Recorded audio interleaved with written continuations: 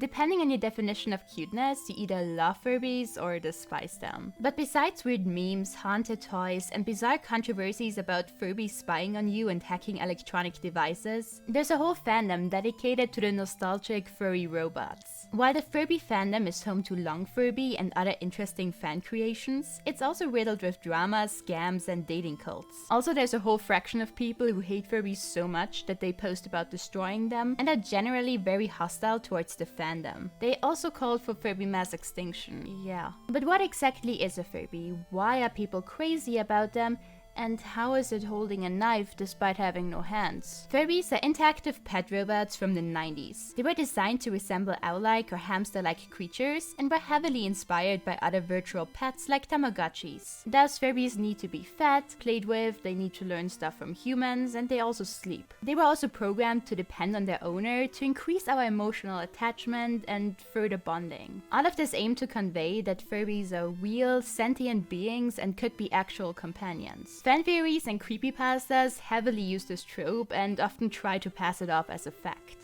Furbies have souls. Just look at their eyes. But contrasting other virtual pets, Furbies, as one of their creators pointed out, are petable, which probably explains their instant rise to fame and controversy. After Furbies were introduced for the holiday season in 1998 by Taiga Electronics, they became a must-have toys for children and adults. Thanks to their popularity, Furbies became the first widely adopted domestic robot. So the first Furby generation was gradually expanded with more models, weird lore, and Furby friends, like furry calm toy Shelby, Furby babies, and E.T. Even more nightmare fuel for Furby haters. But right after their initial launch, Warner Brothers tried to sue Taiga Electronics and its parent company Hasbro for copyright infringement. Furbies looked oddly similar to Mogwai from the Gremlin movies, and Warner Brothers didn't like that. The lawsuit was settled out of court, with Hasbro allegedly paying 7 figures and agreeing to redesign Furby's ears to make them less Mogwai-like. So if you ever thought that Furbies are gremlins, you're completely right, and even Hasbro admits it. Finally, Warner Brothers would reconcile with Hasbro in 1999 to release an official Gizmo Furby, Gizmo being an adorable Mogwai in the Gremlin franchise. But no one could anticipate how popular Furbies would be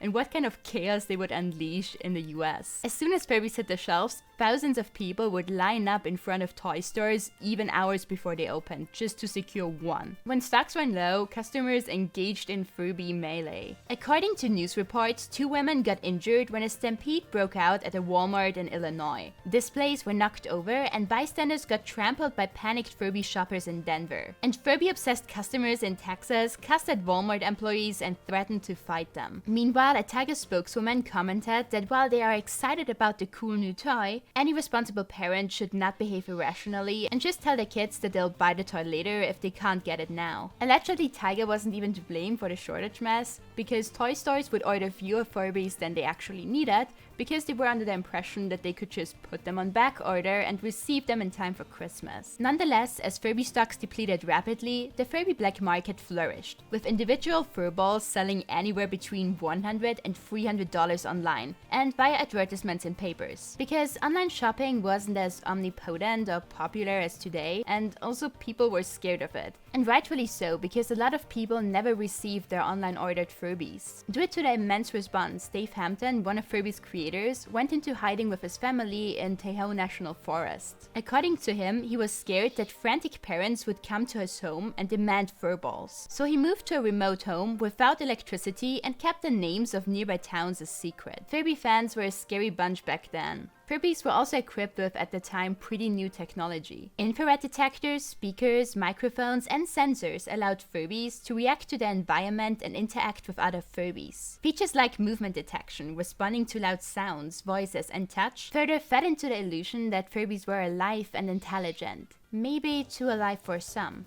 As Furbies took over the world, they quickly became a symbol for concerns about technological advances and their potential dangers to humanity. Besides religious groups demonizing them and spreading rumors that they could summon evil, the NSA banned Furbies from its properties at the beginning of 1999. When you first receive a Furby, it will speak Furbish, its own language, and slowly learn English words as you interact more with it. Because of this ability, the NSA was concerned that Furbies could record and repeat classified information. They even theorized that Furbies were designed to eavesdrop on American citizens and sell their data to other countries. The NSA and the Pentagon deemed Furbies a national security threat and advised staff to report Furby sightings to security officers. I wonder if they still have a pile of confiscated Furbies somewhere. According to official statements by Tiger Electronics and Dave Hampton, the fur robots could neither record words nor replay them. The microphones inside Furbies were only capable of registering noise so that they could react to their surroundings. Moreover, all the phrases any Furby could ever learn were predetermined. Furbies just fake language learning by going through 4 developmental stages, depending on an internal timer. Neither Tiger nor Dave Hampton were ever questioned by the NSA, so the furballs remained banned for a couple of years. Still, fans believed that some of the original Furbies could repeat words and that Tiger modified successor models after the spying controversies. This could explain why there was no official investigation by the government that could exonerate Furbies, and why the NSA memo stated that personal audio recording devices are prohibited, and this includes Furbies with built-in recorders. Despite efforts to clear Furby's name, concerned parents were worried that Furbies could pick up swear words and teach them to their children. Radio stations received calls from parents who claimed Furbies learned foul language from them and repeated it in front of their kids. What an interesting way to project blame. Allegedly, some Furbies also lived up to their demonic reputation by uttering blasphemous phrases, acting possessed, and calling for satanic rituals. Most evidence of this comes from religious sources, so take this with a large grain of salt and a lot of holy water. Interestingly, reports of subliminal messages in both Furbish and English voice lines popped up at the same time. Allegedly, the messages were either straight from the devil or manipulated children into wanting more Furbies. Or installed very specific morals like I don't steal and I obey my country, authorities, and God. However, Dave Hampton denied this in an interview and explained that he added as many phrases as possible so any secret Easter egg wouldn't have fit within Furby's memory limitations. Also, he claimed that he'd never do anything dishonest to his fans, and judging from his interactions with the fandom, I believe that. Dedicated Furby fans continuously insisted that their Furbies could say their name, recognize their face, or sing Italian opera songs. Throughout every generation, the myth of the cursing Furby persisted.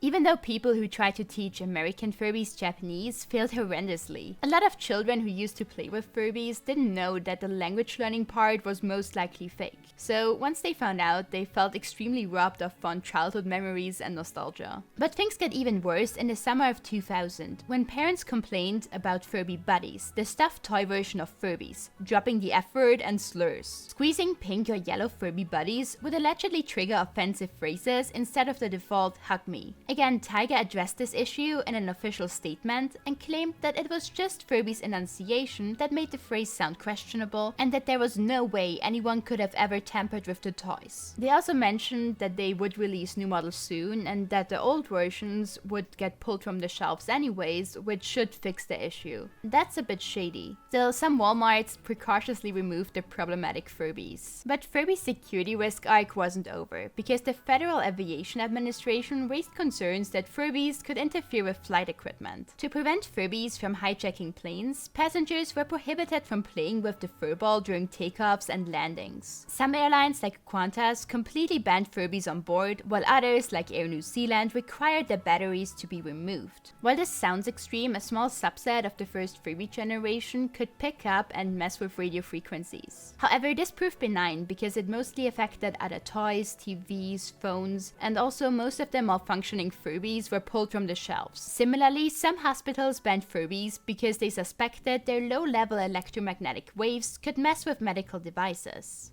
At that time, the Furbies can repeat your words controversy was still going strong, so medical staff was also concerned that Furbies could control voice-activated equipment or impersonate doctors to harm patients. I really don't want a Furby to control my medication. I'm so sorry, buddy. However, the Canadian government and multiple medical research institutes investigated potential Furby threats and concluded that the toy was mostly harmless, since its magnetic and electric fields were 70 times weaker than any mobile phone. Due to the novelty of their sensors, people also believed that Furbies could launch spaceships and that they could replace humans in performing everyday tasks. Rumors spread that Tiger was developing Furbies to drive cars autonomously in late 2000. This was obviously not true and just a result of customers misunderstanding Furby's wacky tech. But still, a Furby Tesla would be pretty cool. One of the weirder controversies centered around Furby's fur being real. Someone even created a fake Human Society press release to grant some credibility to the hoax and claimed that DNA test results revealed that Hasbro used cat and dog fur to produce the robot's fursuit. They proceeded to send that statement to multiple press outlets who then released it. The real Humane Society didn't know about the hoax until it was too late, so they had to issue another statement discrediting the first one.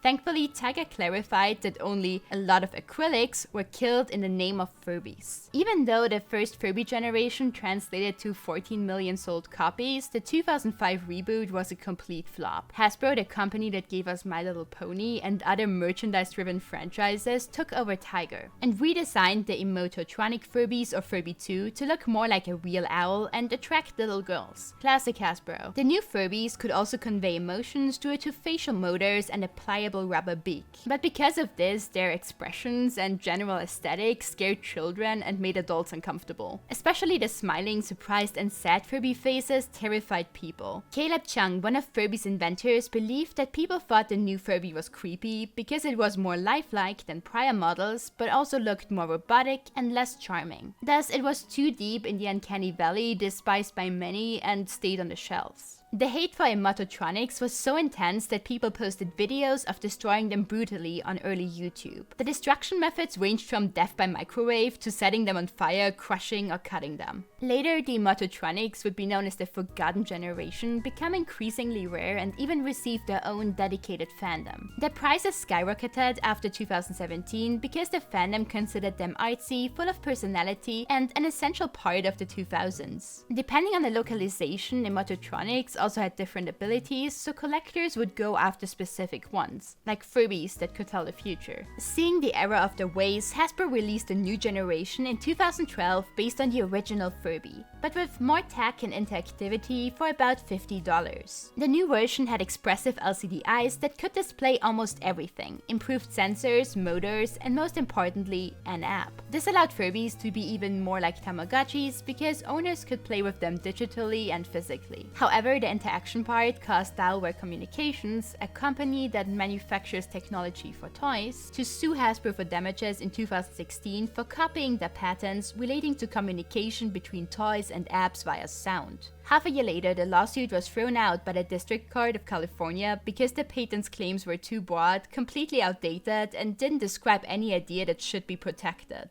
Still, Furby was back, and to most fans, it was better than ever. But despite positive feedback and sales, the anti-Furby camp grew and it became cool to hate furbots. Major news outlets like The Verge claimed that Furbies would destroy your soul, the Irish Times declared them as spawn of Satan, and Wired wrote that their reviewer's family backed them to turn Furby off immediately. Of course, videos of tormented Furbies and tutorials on how to destroy every generation of them gained more traction at the same time. One of the reasons for the influx in Furby Hate in 2012 was the newly added personality feature. Before the release in 2012, Furbies only had one calm and friendly personality. You could change that a little bit and turn your Furby temporarily evil by mistreating it, but apart from a brief jump scare that most shrug off as a glitch or instant karma, the feature just fed into the Furbies are creepy and haunted stories. But the 2012 Furby could switch between 6 personalities depending on your actions. All of them were locked into one gender and quite stereotypical. The nice ones, like the Valley Girl and Baby personalities, were all female, while the farting and aggressive Furbies were male. Pretty sure it would be a no-no today, but the male personalities were super controversial because they scared kids to tears and concerned parents thought that the toy was inappropriate. The Viking personality could be obtained by shaking and overfeeding a Furby and would would result in it snapping at the owners, speaking in a low grumpy voice, looking pissed off, and making odd noises. People would dub this the evil Furby mode. Hasbro was deliberately vague about the personality feature in the manual, so those who didn't know thought the Furbies were malfunctioning or possessed by a perverted man. It didn't help that it was difficult to change a Furby's personality back to normal after it became evil,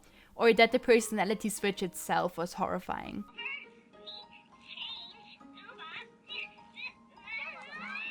Oh wow, so we're actually seeing a change now?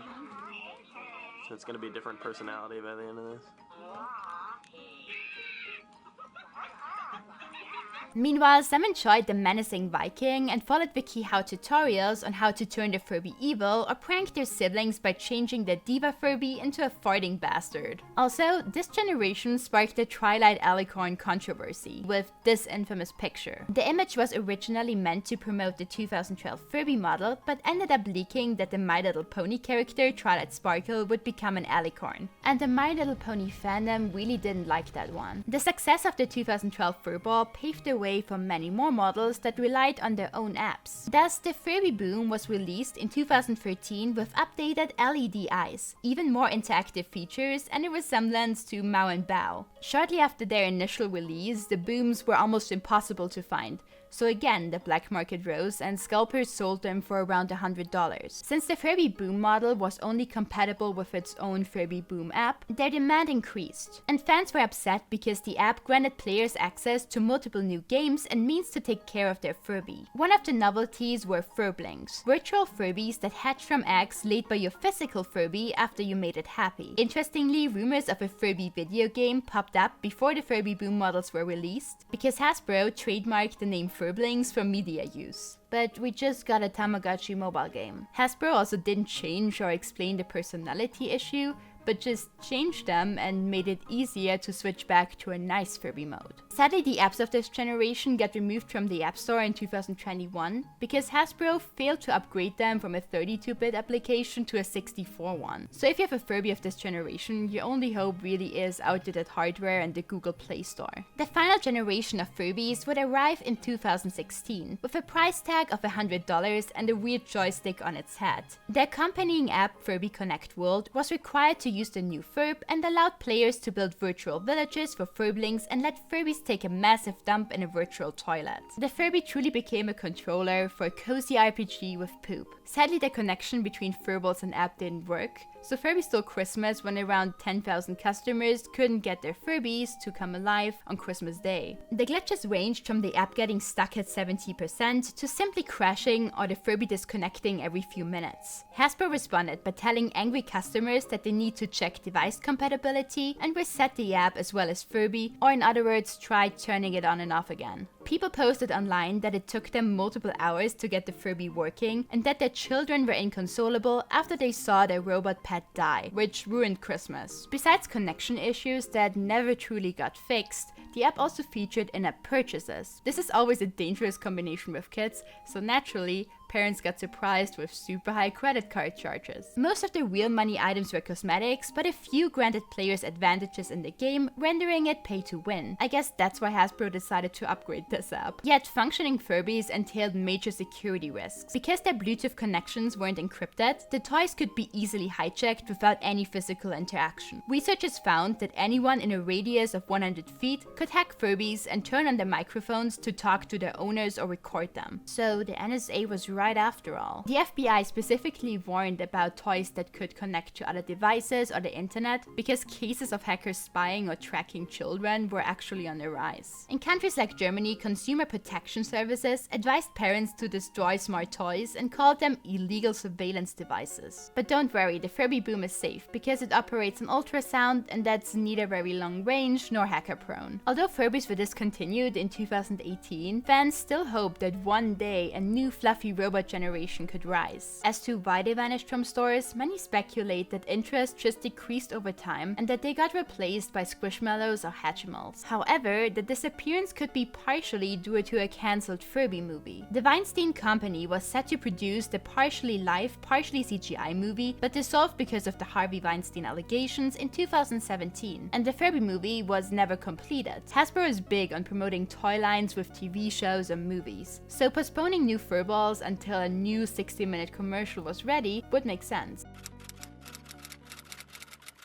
Shortly after the mainstream death, Furby's online popularity skyrocketed and a dedicated fandom emerged. The Furby Tumblr Fandom, or Furblr, started out as a small, tightly knit community, but attracted more members in 2017, as people who grew up with Furbies rediscovered the furry companions or stumbled across memes. On Furblr, every Furby was treated as a unique, sentient entity with a special name, personality, and lore. Furbies were called anything, from common names like Bagel to more out there names like Bumbleweed and Tiger Butter. Fans would post pictures of their Furbies in various situations, detail their likes and dislikes, elaborate on their backstories and interactions with other furballs, and chronicle their adventures together. Whether they took their Furbies on sightseeing trips around the world, or simple Furby dates at coffee shops, to most, the Furbots were alive, had a soul, and should be treated accordingly. Moreover, a widely adopted headcanon stated that Furbies were actual spirits or higher dimensional beings that used their fursuit to navigate our physical plane. Although Furblr blogs were dedicated to one or multiple specific Furbies, they often mixed daily life posts with sharing information like guides on different Furby types, manuals, or prototype pictures. Cute, but also unsettling. Naturally, art was a huge part of the fandom. People would draw each other's Furbies, commission artists for fan art, and illustrate their lore. Besides whimsical imagery, there was also a lot of weird art and temporary art trends. Most notoriously, people drew Furbies with more than 2 feet or legs, which caused some debates on canonical correctness because they are not cats. Other fads revolved around drawing nefarious Furbies, furballs with teeth like Charlie, or Boar. People joked about the last one a lot. However, some artists drew not safe for work furballs. Considering the fandom was mostly a mixture of minors and young adults, people really disliked that lewd art invaded a space that should be child-friendly. To make things worse, adult artists would sometimes use Furbies from safe for work blogs or those owned by minors in their lewd drawings without permission. In response to lewd art and people intermingling risky communities with Furbies, Furblr users became more outspoken against adult content. They would often state that if you're into it or reblog it, you shouldn't interact with them. While there is a sizable overlap between the Furby and the notoriously uncouth furry community, not all furries are into adult content. Furby tags on art websites like DeviantArt and Fur Affinity often led to amazing and totally wholesome crossovers, and some risky ones. Furbsonas, a furry Furby persona, as well as Anthro Furbies both became popular, with some fans even cosplaying as their Furbies or OCs. Contrary to other collection-based fandoms, the Furby community didn't care about pristine or unopened Furbies. It didn't matter if you had 1 or 1,000 furballs.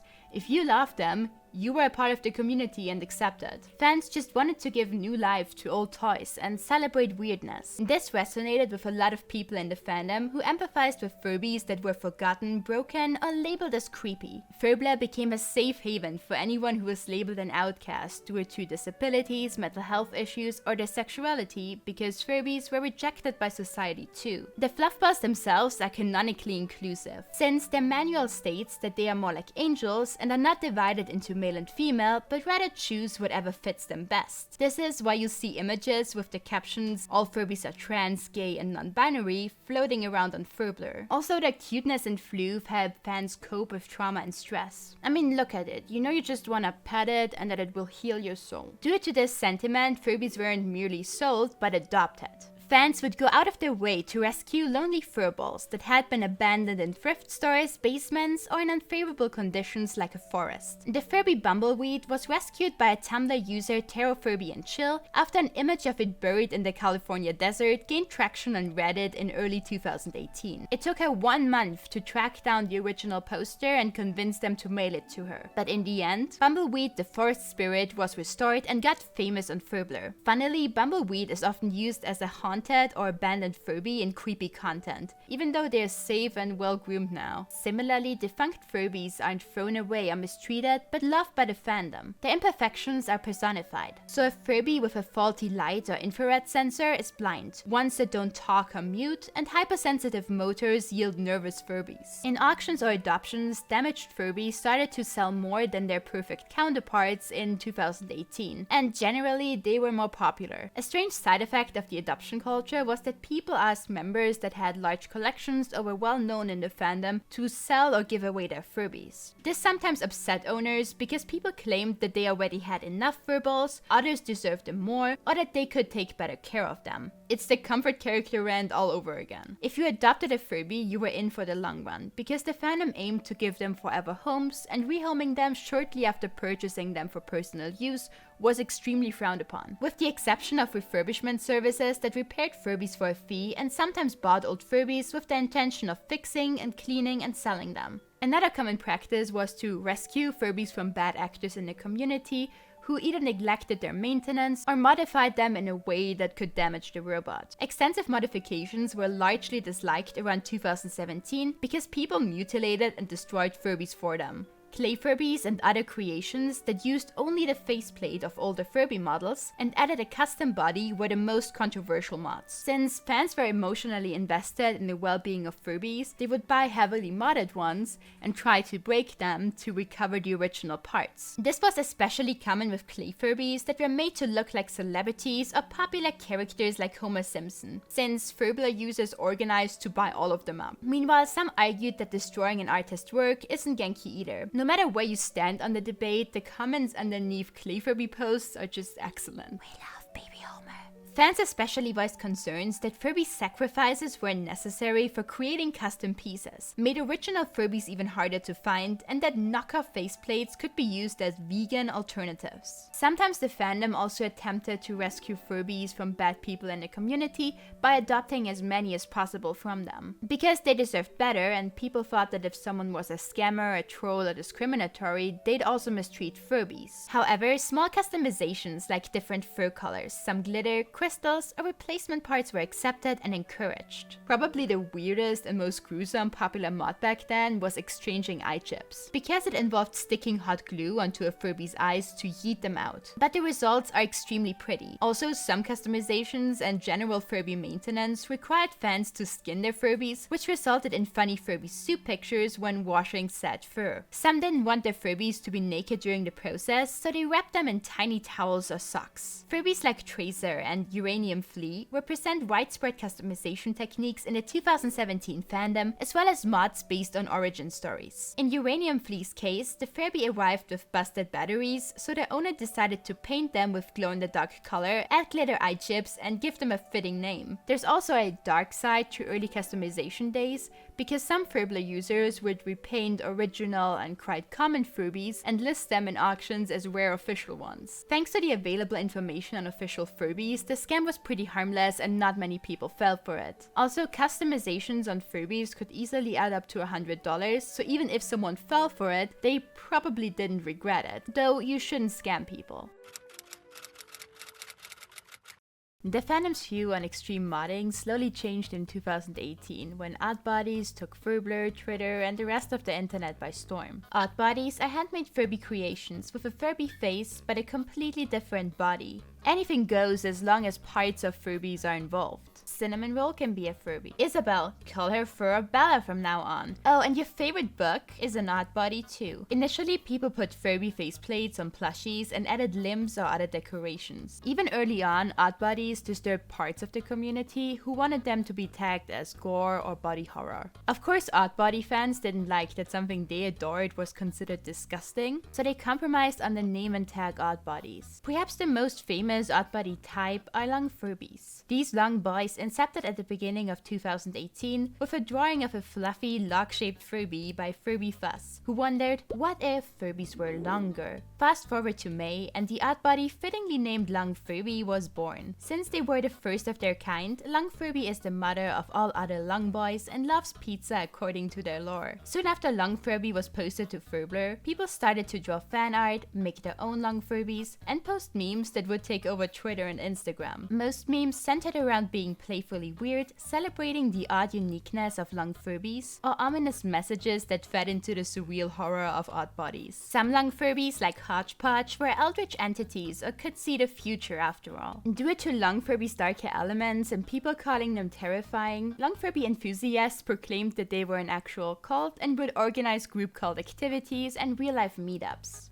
Please let me join! Despite the owners of Long Furbies and Oddbodies considering their creations as art, they stuck to the original Furblr culture of letting them participate in daily life activities and telling stories about them. Thus, they are not kept on the shelf, but rather slithering through the garden or looming over food. Still, using original Furby parts remained divisive, and fans argued whether or not modding is a painless transition or cruel plastic surgery. While some stuck to the original Long Furby with a Furby face and 2 feet at the bottom, versions emerged with either no feet and only length, or with arbitrary many limbs. Adopting a Long Furby was no easy feat, since waiting lists were long. Coinciding with their popularity, the price of Oddbodies skyrocketed, and a custom one could set you back between $80 and $200, depending on the length. Constructing your own Long Furby was quite feasible, due to the sheer amount of guides available. Generally, the insides of the Oddbody and the Furby hacking community offered advice on how to fix original or even custom Furbies. So fans could ask obscure questions on Furblr, Twitter, or even in Discord servers and receive almost immediate help. Though some longification steps could yield strange results, like making plastic skeletons so they are posable, and finished Long Furbies were loved too. Twitter user John A tweeted a picture of a finished Long Furby along with its skeleton version and complained that while he loves his wife, having the Oddbody she was making for her friend's birthday around made him uncomfortable. His tweet went viral, spawned many memes, and he's now known as the Long Furby wife guy. Furbies didn't even need to be gutted because some fans used non-mechanical stuffed toy Furbies or used techniques to keep the actual robot working. For example, Buttered Noodle is a fully functioning 6 feet long Furby with multiple limbs and movable fingers that is widely considered an S-tier build in the Oddbodies fandom. Because the Oddbodies fandom evolved quickly, multiple trends like Fat Furbies, Low Furbies, and Mobius, Furbies with multiple heads, spawned from the original Long Furby. Yet Oddbodies had so much more to offer, like the Thorp, an orb that consisted of multiple Furby heads that can spin around. Plushification was a similar trend where modders would stuff a Furby with more filling and sometimes change its body to make room for even more, because chubby Furbies are extremely cute. Another trend followed the extremely popular Hamburglar Furby's example of adding ball joint doll legs and arms to a fluff ball. And yes, he will burglar your hams. One of the weirder, well-known Oddbodies were biblically accurate angels, which usually kept their original, albeit dyed body, and had a ton of religious accessories, wings, and even extra appendages added. Even though the Oddbodies fandom loved their own creations and used them to celebrate their own quirks, some customized Furbies caused controversies. Especially the Trump and COVID Furby were widely hated, regarded as offensive, and the fandom advised that no one should even attempt to buy and remod them. If you're wondering what Hasbro thinks about customized Furbies and Oddbodies, well, they are completely on board. A Hasbro spokesperson stated that the company loves to see that today's generation is still wowed by Furby's magic,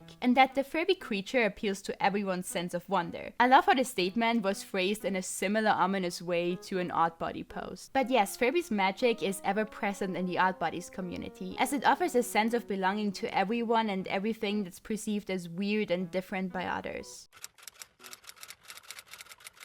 Aside from giving furballs new vessels, circuit bending and Furby hacking became increasingly popular in 2018. Circuit bending is the creative and experimental process of messing with circuits and electronics to get new and unintended sounds out of them. Since Furbies could speak and had pretty much accessible hardware, people circuit bent them right after their initial release. Modifications ranged from a single Furby changing its pitch when you press its belly, and a zombie Furby, to sequencers, synthesizers, and other instruments made from multiple furballs.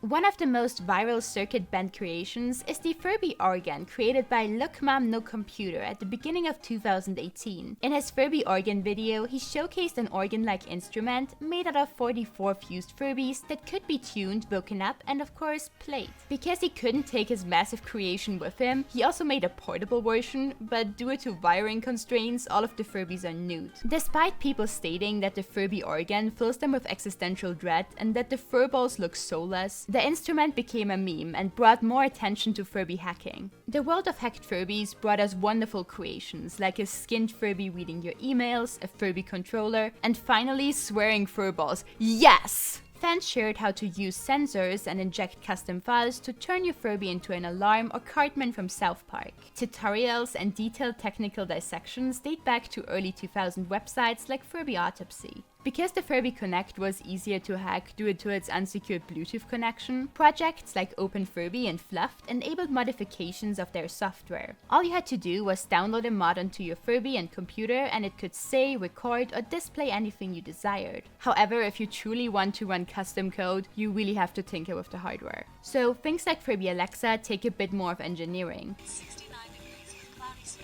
Also, be warned that whenever you mod something, even if it's just something small like adding an extra animation, you risk damaging your fluff ball or whatever you're trying to customize. So be careful and don't do it if you're attached to it.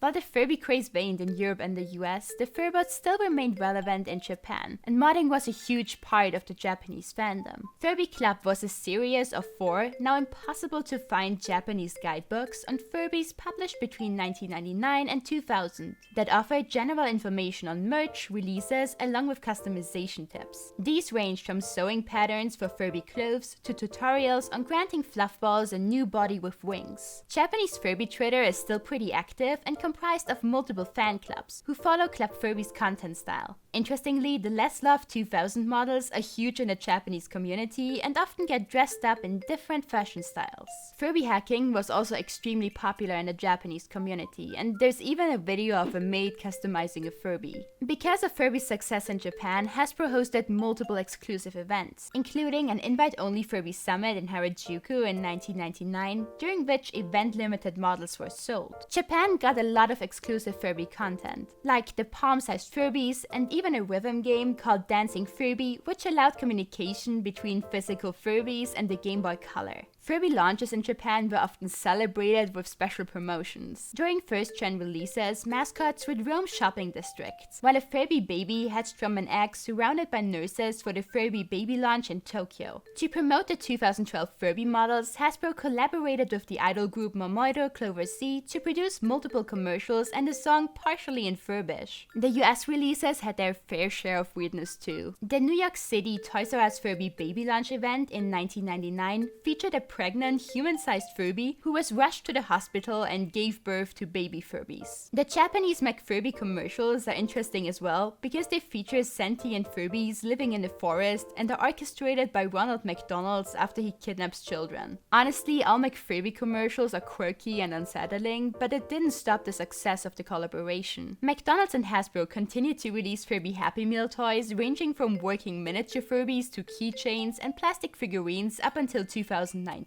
Sonic Drive-In and Burger King also dabbled into the Furby toy novelties over the years, with some of their sets consisting of 100 unique Furby toys. Because of the weirdness of Furby promotions and Japanese commercials, Mike Diva created a creepy fake Furby ad with parts of actual commercial footage, a popular Vocaloid song about veggie juice, and demonic original content. However, some thought it was an actual Japanese commercial, and when they couldn't find it anymore, it became a lost media hoax until the original YouTube video was found again.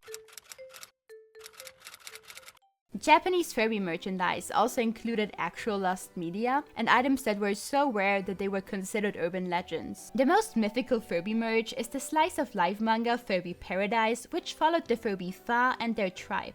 Although the manga was serialized in the spring of 2000 in the magazine Shogaku Zanenzei and drawn by Sayori Abe, details of the plot or the number of chapters are unknown, and only a few pages are available as scans online. But we do know that a few panels depict Shelby's as the villains, so don't trust them, they probably destroyed all the copies. Another manga by the name of Sugoi Furby-kun is shrouded in mystery because, again, we only have one page and we don't even know the name of the author. Allegedly, the series ran as a 4-panel manga in the magazine Ninensei in 1999, but nobody knows if it was even official or just a hoax. If you ever dreamt of Furbies roaming your PC like those virus butterflies, then you'd probably love the extremely obscure desktop mascot Furby. Even though video evidence exists, this CD-ROM software is extremely rare because the developer sadly went bankrupt in 2000 and limited copies were produced. The app allowed users to spawn original Furby buddies on their desktops that would interact with each other in Japanese. Also, you could use a Furby-themed calculator that would talk to you after each calculation and a calendar without theming. At least the app came with Furby wallpapers. The Furby cliffhanger cartoons were hosted on the official Furby website between 1999 and 2003 and consisted of 6 animated shorts that aired within a year. Each episode had 2 parts. The first part would throw Furby in some sort of dilemma and end on a cliffhanger. Fans could then submit their continuations of the story. The best one would be chosen, then animated within a few weeks, and finally uploaded to the website with credits to the winner. Although most parts were saved on YouTube and a Wayback Machine, some are missing. The first episode and the first half of the 5th episode are completely lost, while the final part's existence is completely unconfirmed.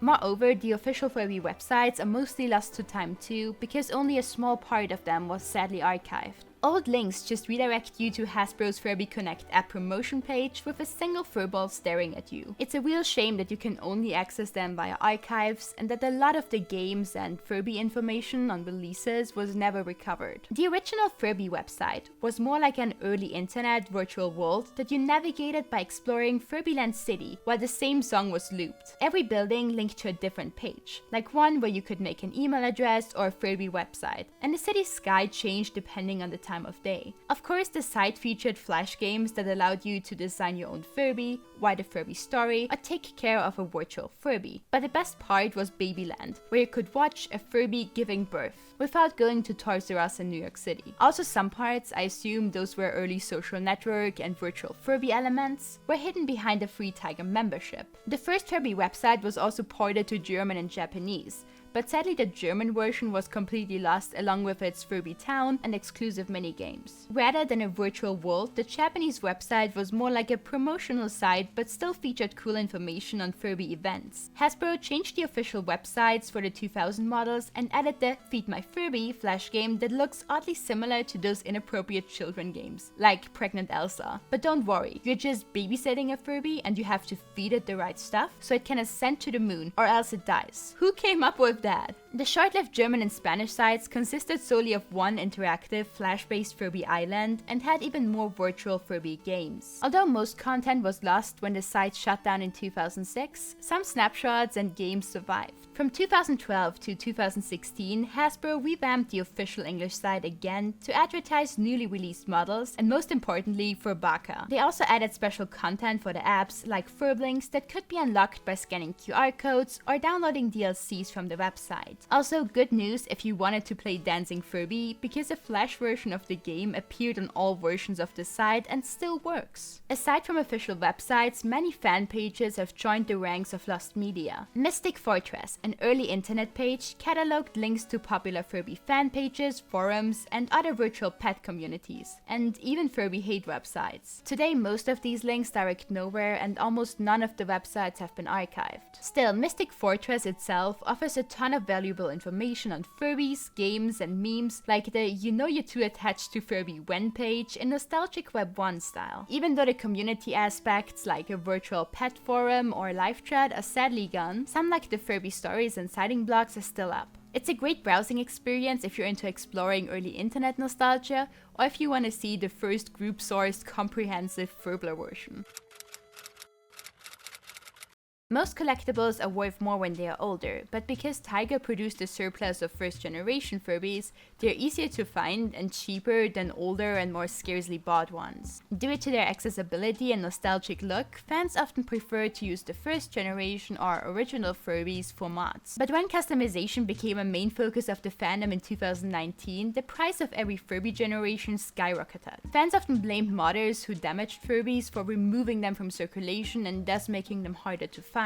This is also why Oddbodies with original parts now cost hundreds of dollars. I'm so sorry if this video made you want one and you're now considering selling a kidney. Despite most models not being worth hundreds of dollars, some fans and even newspapers believe that a very common snowball should go for around $300. To prevent scams, Furblr responded by creating pricing guides and assessment blocks to clear up their confusion. However, rare Furbies existed and went for insane prices. Most rare Furbies could only be obtained by winning contests, costs and were only ever produced in super low quantities. In 2000, Hasbro and Post Cereals held a Design Your Furby contest, where anyone below the age of 17 could submit their colored version of an empty Furby base. The top contestants got the winning design, the Rainbow Furby, of which only 3 were ever produced. Furby Club hosted a similar contest where fans could win the one-of-a-kind Furbies, Pudding, and Blue Sky. However, some contest Furbies, like the High C and Kids Cuisine, were allegedly limited to 5,500 copies, but both models popped up suspiciously often and sold regularly for around $600 in 2018, so fans started to believe that more of them were produced than stated in the contest rules. Hasbro also released special edition Furbies for holidays, memorable events, and just as a novelty. While some, like the Santa and Autumn Furby, are quite common because Hasbro produced more than 250,000 copies of them, Furbies like the Toys R Us exclusive Wizard and the Christmas Angel Furby are harder to track down because only 90,000 and 10,000 exist. Also, there are only 36,000 President Furbies with unique voice lines and songs that sadly look like the Trump Furby. Quick warning, I will briefly talk about the World Trade Center and show related image, so if you don't want to see that, please skip to the timestamp below. The World Trade Center Furby is often wrongly claimed to be the rarest of them all, and its backstory is mostly a hoax. Allegedly, only 30,000 of the Millennium Furby were made in 1999, and 5,000 of those were exclusive to the World Trade Center gift shop. Due to the tower's destruction, no one knows how many copies were lost, so it's unclear how rare it is. An image of a partially demolished World Trade Furby next to the tower's ruins is often cited as proof, even though finding that image is harder than finding the Furby, because 2 versions of the Millennium Furby were released. One of them is predominantly blue and relatively common since over 200,000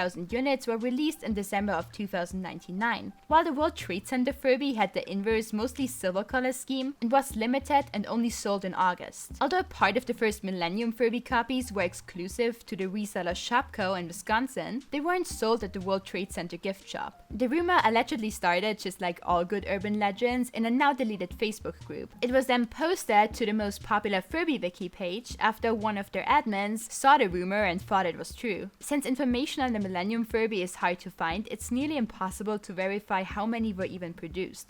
Every source gives you a number between 30,000 and 50,000. Thus, the World Trade Center Furby myth spread until another admin of the same wiki took the wrong information down. Besides unique contest prizes, the Bejeweled Furby is widely regarded as the rarest furball. Only 5 were produced and 2 were sold for $100,000 at the FAO Schwarz toy store to raise money for Hasbro's Children's Hospital. As the name gives away, Furby's price tag mainly stems from the fine jewelry it is wearing, since its tiara, necklace, and earrings are made from 18K gold, diamonds, and other precious stones. Also, they're completely removable, so a human could just wear them and use the Furby as a floof display. Interestingly, the Bejeweled Furby isn't a special release, but rather a heavily customized snowball model. FAO Schwarz is known for commissioning and auctioning off similarly luxurious toys for good causes, like the jeweled Barbie and Hot Wheels car. So in 2019, they released a limited Furby pendant for $250 to promote the movie Uncut Gems and donated a part of the proceedings to charities in New York. Even though many prototypes would make it to production with slight changes, some weren't released despite Hasbro producing 100,000 copies, as with the Rockstar Furby, or scrapped in their planning stage. Some prototypes, like the Human Furbies and Little Bo Peep, were completely handmade and never seen publicly, while others, like the 4th of July and the Japanese Christmas Furby, were fully functioning and used for promotions. I guess Human Furbies are the reason why Hasbro supports modding. Hasbro also planned to release new models for Gen 1, but cancelled most of them and only sold a few in Mexico, presumably because people lost interest. However, unreleased prototypes or limited runs were extremely popular in the fandom. Thus, they regularly sold for more than high Cs, and their adoptions were a huge deal. Most lost prototypes are from the first generation, and were either scrapped for parts or given to employees who sold them to collectors like the owner of the Prototype Furby page. Looking through them, I'm sure that some PlushiePication fans are really sad that Cat 1 and 2 never made it to a release. By far the most interesting unreleased prototypes are the interactive Pikachu and Meowth, because many think they are urban legends. They initially appeared at the 2000 Toy Fair and were said to behave just like the characters in the show. According to their original advertisement, they'd have more features than other Furbies, and fans could finally become real Pokemon trainers since they would recognize and learn from their owner's voice. Again, the NSA was right all along, and Hasbro really planned to turn Furby into recording devices. By training them to follow your command,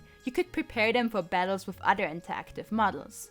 And you would have to do that because whenever Pikachu was close to Meowth and vice versa, they would start to battle. But most importantly, Pikachu's cheeks could glow and Meowth's tail should have wiggled around, so we were truly robbed. Where's my extremely advanced and infeasible to produce Pika Furby Hasbro? I just wanted to fight other Furbies from me, damn it! Aside from cancelled Poke Furbies, Hasbro also never released interactive Sully and Mike, who had posable arms, despite showcasing them at events. Well, at least we got Furbaka in 2015, who speaks Wookiee instead of Furbish, and plays Star Wars sound effects with animations. Ewoks are still better though.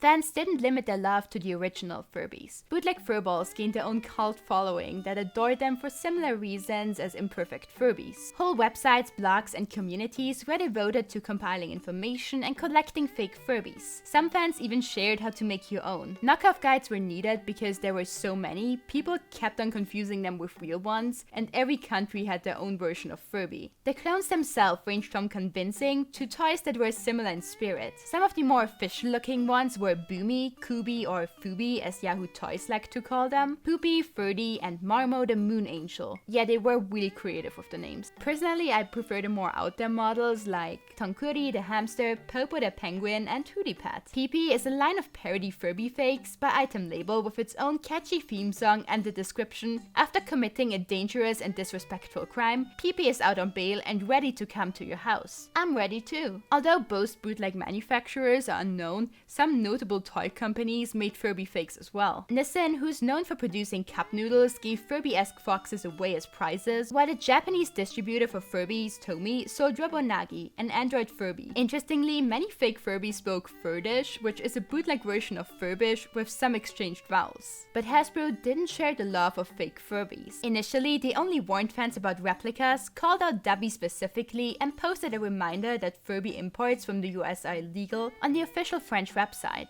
But as more copies spawned, Hasbro took to more extreme measures. When 4 fake Furbies were spotted at a Hong Kong toy fair, they shut and tracked down the factories with the help of the government. In an incident known as the London Shredding, Hasbro collected 17,000 knockoffs at the London Hasbro headquarters from Europe-wide raids, and shredded 20,000 of them in December of 1999. The whole thing was so brutal that press referred to it as Furbicide, and Hasbro justified it by stating that they lose around $20 million a year because of knockoffs. Prior to the event, police in Japan seized a large amount of Furby replicas, and it's unknown whether or not they were part of the shredding. I hope they only took them from retailers or factories and not from actual children on the street. Like, give me your Furby, it's illegal. A second shredding took place in 2013 when multiple fake Furby booms were crushed at the factories in Eastern Europe. Besides destroying toys, Hasbro successfully sued manufacturers in Asia, but unsuccessfully tried to sue the French creators of the Fubi and Goey. Fubi's power levels are just too high.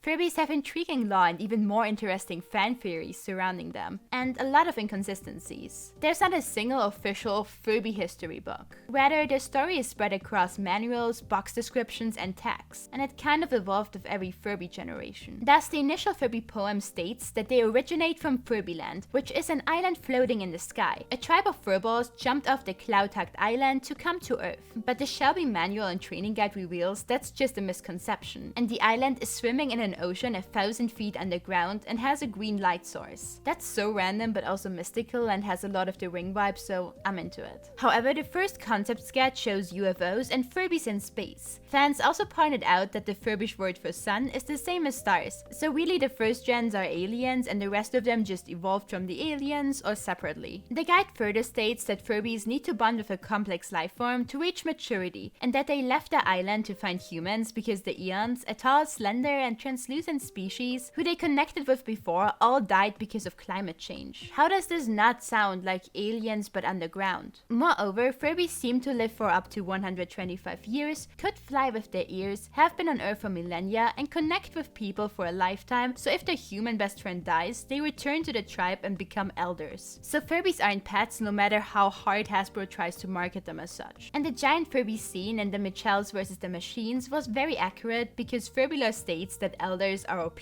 All of this again contradicts the 2005 movie where Furbies live on an island in one of our Earth's oceans, have strong telepathic powers that can manipulate computers, and hide in an ancient temple, before an evil man wants to domesticate them and then sell them all for money. Yeah, the movie is quite something and you should definitely watch it. It's fully on YouTube. Although its plot isn't considered canon by the fandom, fans speculate that the island Furbies aren't the same as the original ones. They are either Furbies that were released and became feral again, or a different species altogether. Despite its name, the movie is also not related to the RPG game Furby Island, in which you play as a Furby and need to finish quests to throw the largest party Furby Island has ever seen. Besides Furbs having different abilities and being on an island, the game isn't canon either. Perhaps the worst lie of all was that every Furby is supposedly unique. Even though eye color combinations and unique fur patterns make every Furby special, some original Furby tags featured a line in the Furby poem that stated, "Each Furby has a different name, so no two Furbies are the same." However, original Furbies only had about 100 names programmed and just picked one of those after you turned them on. Since other tags from the same era either missed those two lines completely or had them censored by the manufacturer, fans believe that Tiger noticed this error too late and tried to retroactively save the lore. Also, the same tag claims that Furbies could peek into the future, so Furbies are canonically magical creatures, and all the headcanons of troll Furbies with illusionist powers aren't far off. Furby's official story doesn't answer everything, so fans came up with their own headcanon. Most theories concern their biology and lifestyle. Thus, the most popular theory claims that Furbies are predators because their eyes are forward-facing, and that's usually a dead giveaway. Moreover, the infrared sensor can help them locate prey in the dark. Their eyes have massive fields of vision for tracking, and their stubby legs could hint at them being ambush predators because they can't really run. Despite wide acceptance and cool anatomic illustrations, a lot of fans disagree since their big ears and beaks indicate that they are scavengers and possibly omnivores who eat bugs, berries, worms, and maybe forage corpses. Thanks to feeding them with our fingernails, they might have developed a taste for human flesh. A related theory also states that Furbies, and especially the 2005 models, use their feet to crush their prey, nuts, and fruits. Thus, they could crack and eat Shelbies. Although we know that Furbies officially hatch from eggs, the taxonomy is still shrouded in mystery. Some believe that their beaks are primate muscles and put them somewhere between a galgo, marmoset, or the suspiciously Furby-looking pigment tarsier. This would also mean that they hide tiny grabby hands inside of their fur. Nice. Despite fan discussions about whether they are birds or mammals, the consensus seems to be that they are egg-laying mammals, because things like baby Furbies requiring milk and making the mama sound when they want to be fed indicate nursing. Naturally, there are a ton of posts on Furby evolution and how each gen relates to another. Like the 2012 models are cave dwellers and evolved to have colorful fur so they could find each other. Our AI Furbies made the Connect version to test the waters on how humans would react to alien life. Meanwhile, some claim that Furbies are alchemist creations or real creatures, and we just have replica toys of them. I should also mention that Furby breeding is a thing, not just in the app, but the fandom jokingly breeds Furbies to expand the lore of their collection or evolution tree.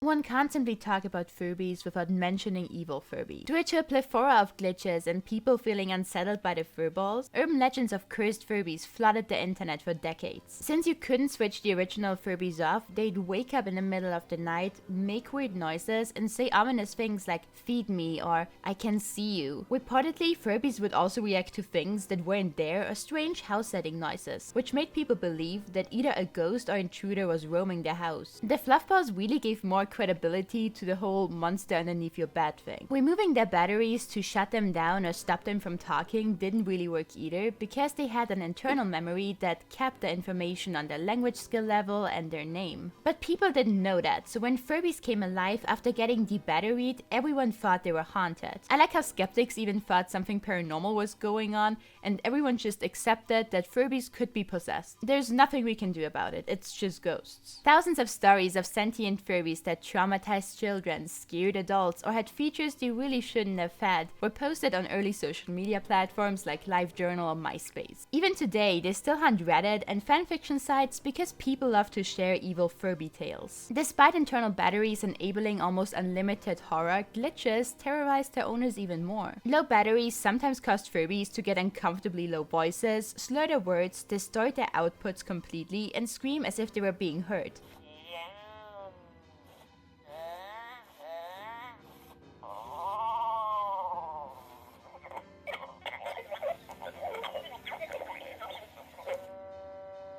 Imagine hearing this at night. The 2005 Furbies were especially known for emitting a high-pitched siren shriek on low juice.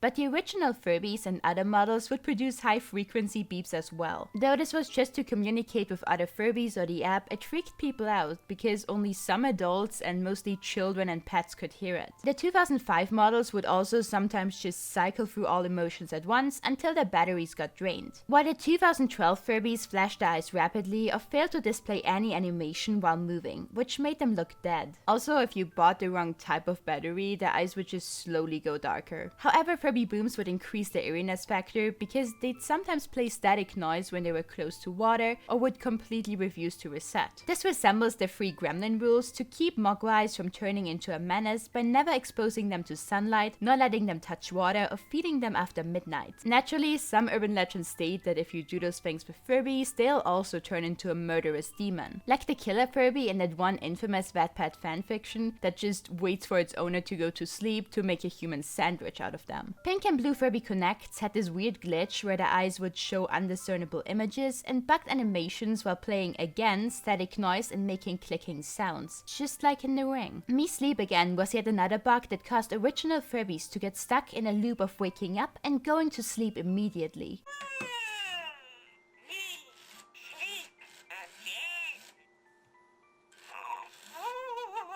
Although some theories exist as to why this is happening, like faulty light sensors making Furbies believe they should go to sleep now, no one really knows for sure. Because of its seemingly random and scary onset in furballs, the fandom often treats MSA as an illness and describes affected Furbies as having mild or severe cases, depending on if they can wake up after a few tries like Bumbleweed, or if they are permanently asleep. These unsettling peculiarities inspired a bunch of Furbies are evil rumors and creepypasta. Most of them centered around Furbies uttering phrases they shouldn't know, interacting oddly with animals, or following people around at night in their house after they've been discarded. Some stories also focus on the myth that Furbies can trap souls, like the creepypasta of a dead girl's spirit inhabiting a Furby and repeating her final moments, or the more humorous one about a Japanese ghost inhabiting a fake Furby. Evil spirits possessing Furbies to harm humans or pets is another heavily used trope that influenced the creepypasta Mr. Whitemouth as well as the horror survival game Tattletale. In the game, you need to survive the 5 nights leading up to Christmas Day by taking care of a fake Furby baby and hiding from its evil mama. Both the game and its DLCs never explicitly call the Tattletales Furbies, but they reference most of their spooky glitches and take place in Furby's release year. So the most unrealistic part of the game is the kid receiving a Furby 5 days before Christmas,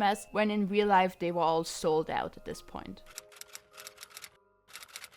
While most evil Furby lore wasn't created to disrespect Furbies or the fandom, it added some fire to the already burning flame of Furby hate. To be clear, most Furby hate was just a meme. People posted images and videos of various Furby destruction methods like a Furby guillotine or a Furballs encounter with a red-hot nickel ball and a hydraulic press, just to be funny. However, some took it really seriously, and there's a whole community out there that loves destroying cute stuff in really fucked up ways. Like keeping a Furby's electronics working so it can beep in pain and feel its destruction. Just why? As more models got released and the Furby fandom grew, demolishing Furbies and hating on them almost became its own fandom. Furby haters started to comment on Furbler and even used common Furby tags to push posts to the Furby fandom that either made fun of them, expressed their Furby despise, or showed destroyed furballs. Naturally, the Furby fandom felt offended because remember, a lot of its members empathized with Furbies to a very high degree, so attacks on Furbies felt personal. Also, Furby destruction was contended for art and oddbodies, so doing it just for memes or out of meanness was extremely hurtful to people. Honestly, anyone who's into collecting will recoil at the thought of collectibles getting ripped apart. Add an emotional component to it, and then it's understandable why Furblr devised different tags like All Furby or Furby Fandom, so people could find Furby posts without hate or rude comments. Some blogs even tried to explain to other people that comments like "burn it with fire" hurt, because people would sometimes describe members of the community in this way, and generally it's not okay to disrespect someone's hobby just because you don't understand it. However, this caused even more arguments and trolling. In response to fans calling out a user who reblogged a Furblr post and labeled the fandom freaks, they went on multiple rants telling fans to grow up, stop censoring them for stating their opinion, and go back to school like a good little boy. The funny part of this whole thing is that the user ran a not safe for work blog and got increasingly insecure about his risky hobby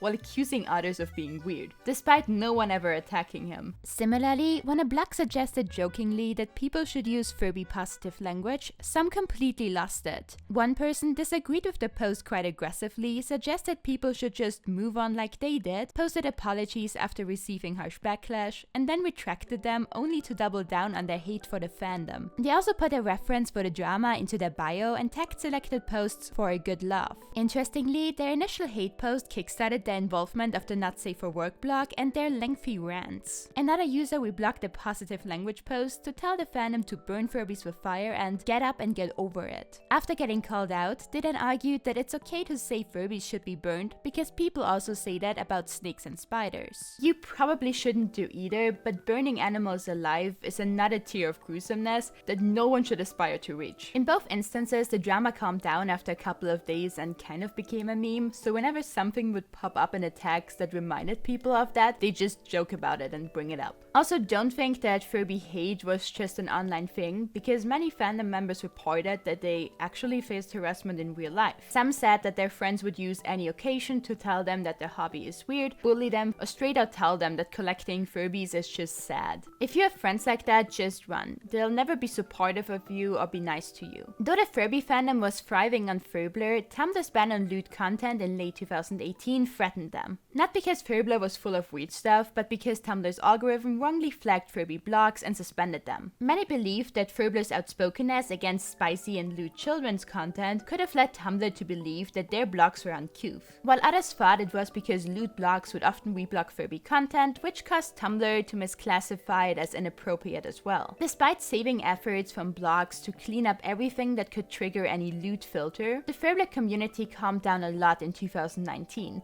and most of its members moved on to Discord, Twitter, or Instagram.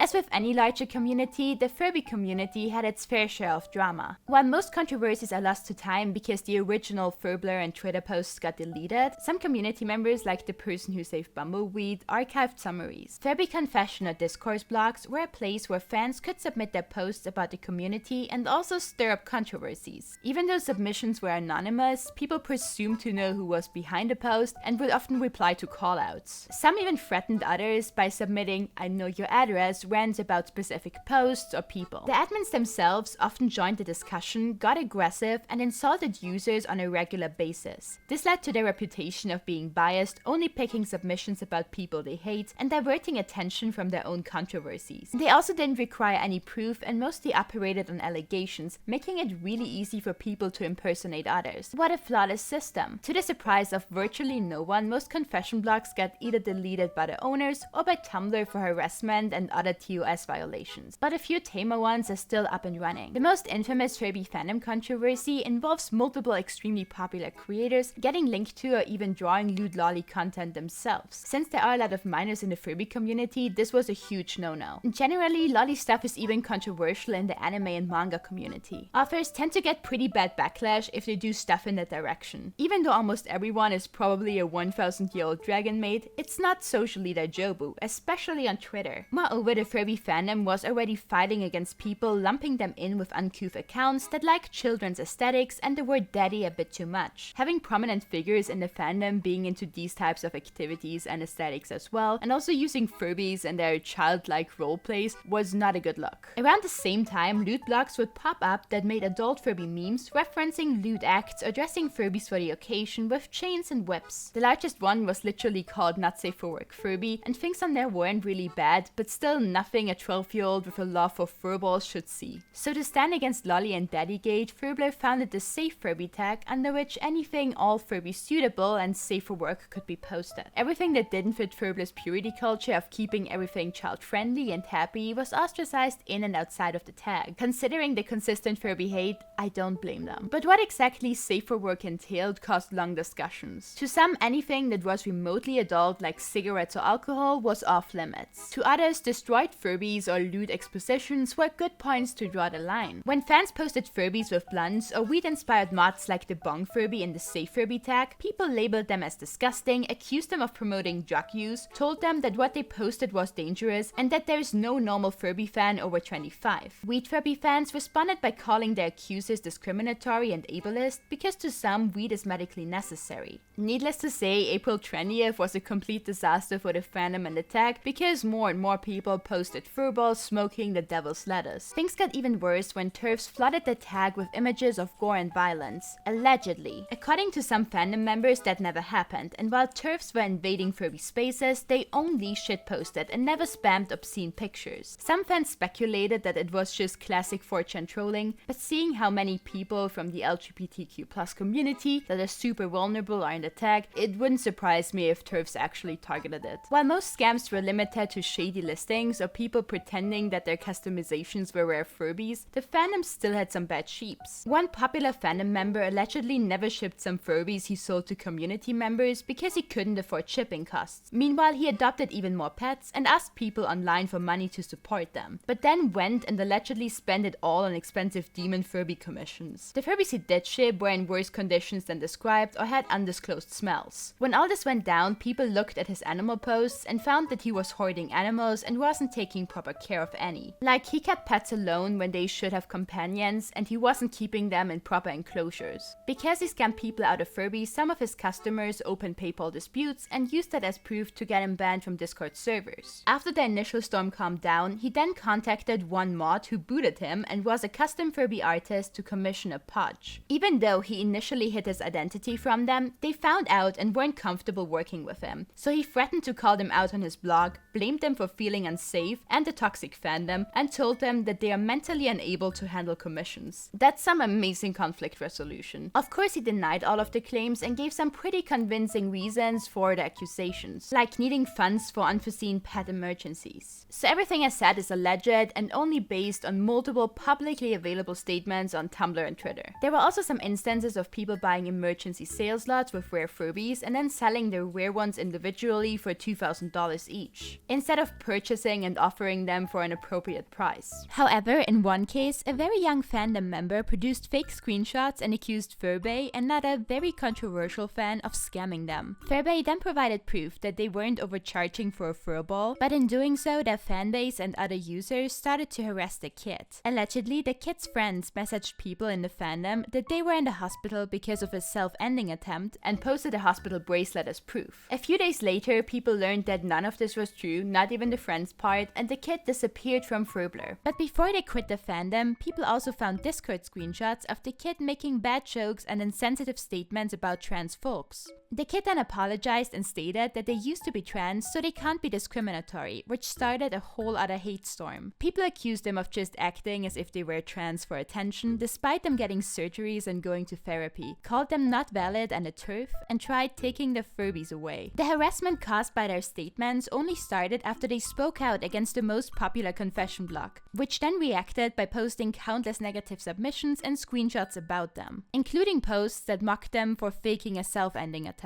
In one of their final posts on a discourse, the kid insisted that they had a history of mental illness and were actually hospitalized because they could not take the hate anymore. Considering the ruthlessness of confession blogs, despite Furby's forgiving reaction to the kid's lies, I get why they felt cornered and blamed the confession blog. A few years later, another blog with a very similar story popped up that claimed they got harassed for calling out a popular fandom member, were accused of not being trans, and faked self-ending. It seems almost a bit too similar to be a coincidence, but Furblr had a problem with people accusing each other of faking things, fabricating evidence, and harming themselves or others. Furby or Furbology were the handles of the most controversial fandom member who dominated the Furblr tags from 2017 to 2018. You literally couldn't escape her back then or even today.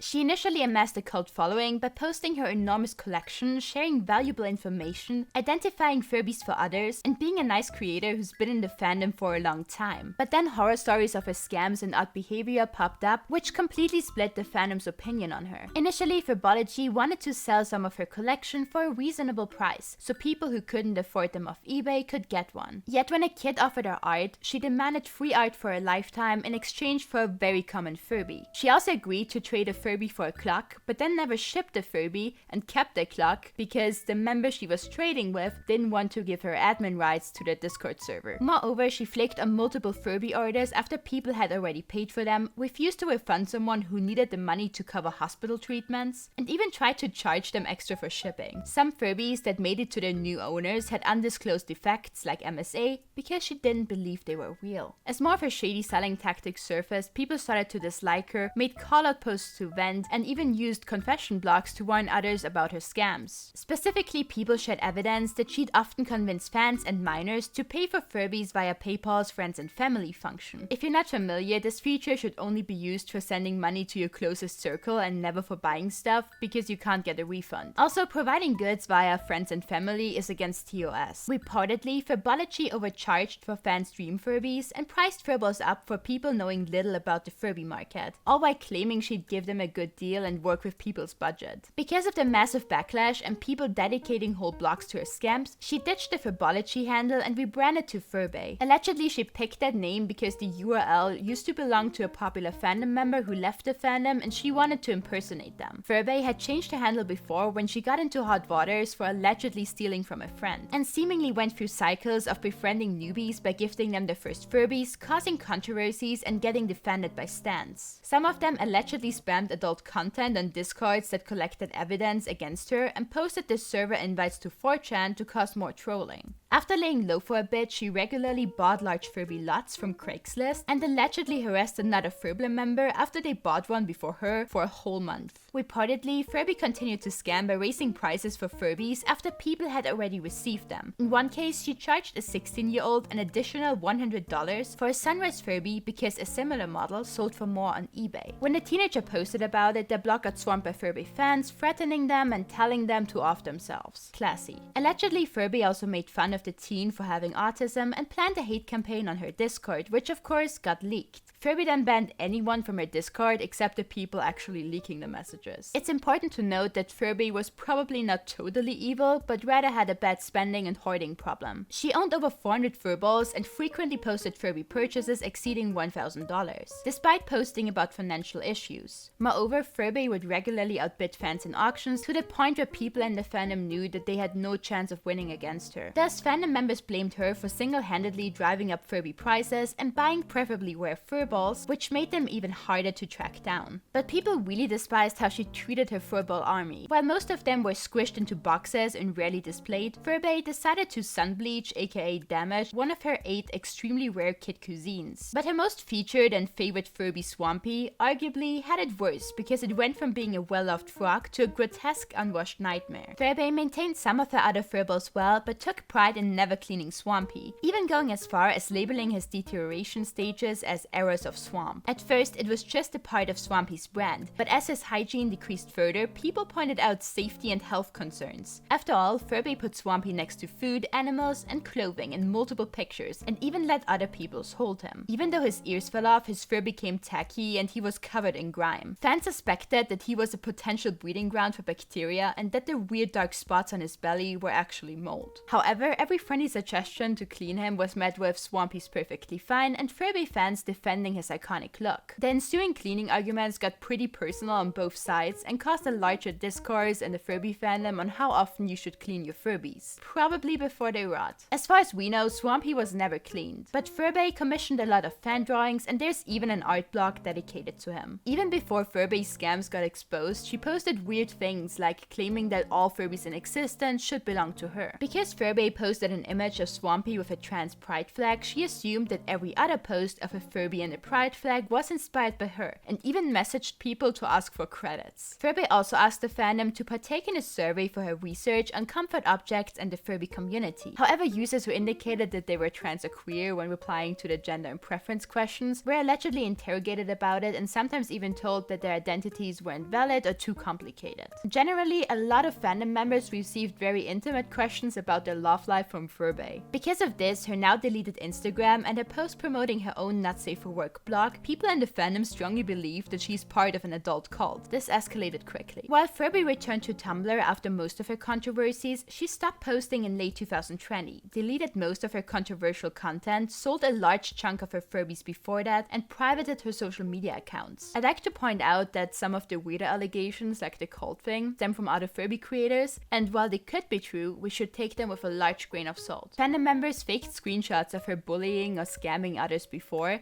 and the Furby fandom generally has a tendency to dogpile on people non grata. As the creator of the Long Furby stated, the actual evidence against Furby is very thin, buried deep in Furblr tags, and mostly anecdotal. Some claims like the Not Safe for Work blog are hard to verify because Furby deleted it and left her post about running a Not Safe for Work Furby blog that showcased Furbies with unsafe working practices as a joke. Still, people are adamant that she used to post uncouth content. Also, Not Safe for Work Furby was the name of an adult Furby meme blog, which just adds to the confusion. Also, some of the outlandish Furby tales stem from confession blogs, and we know those aren't the most reliable, unbiased source. I still think it's a bit weird that she would pick and choose who to gift Furbies to and who to scam, and that her apologies to some of her fans are never really mentioned. Jealousy and toxicity ran deep in Furblr, despite it being a safe space. A chunk of it disliked rich fans with large collections for showing off, hoarding, and buying their popularity. Besides fans telling each other how to handle Furbies correctly or fighting